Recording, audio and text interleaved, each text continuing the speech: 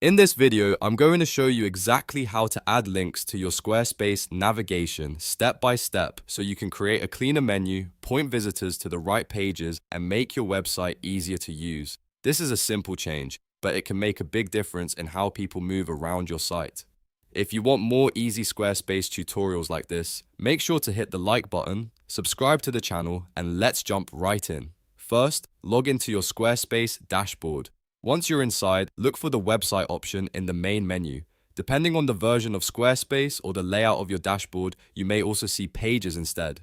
Click into whichever option you have so you can access your site structure. Now look at the left-hand panel and find the main navigation section. This is where Squarespace stores the items that appear in your website menu. If you want to add a new clickable link to your navigation bar, this is the exact place to do it. Next, click the plus icon next to main navigation. This opens the menu for adding a new navigation item. Squarespace gives you several different options here, but for this tutorial, we're focusing on adding a direct link. Scroll through the available menu options until you find Link. Select Link, and Squarespace will open the settings for creating your navigation link. Now enter your descriptive text in the link title field. This is the label that visitors will actually see in your menu, so make it clear and easy to understand. For example, you might use words like contact, portfolio, shop, services, or blog, depending on where you want the link to go.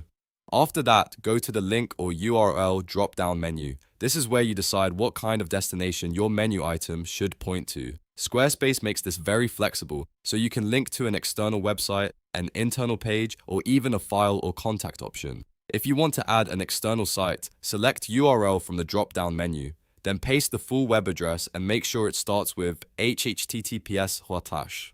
That part is important because it helps ensure the link works properly and opens the correct website when someone clicks it in your navigation. If you want to link to an internal page on your Squarespace site, type a /, which is this symbol, /. As soon as you do that, Squarespace should show you a drop-down list of your current pages. From that list, click the page you want to add to your navigation. This is the fastest way to link to something already on your website without typing out a full URL. You can also use this same area for files, email, or phone links. If you want visitors to download a document, click the drop-down and choose File. If you want them to contact you by email, choose Email. And if you want them to call you directly from the navigation menu, choose Phone. These options are really helpful if you're building a business site, a portfolio, or a local service website. Once you've entered the title and selected the correct destination, review everything one more time to make sure it looks right.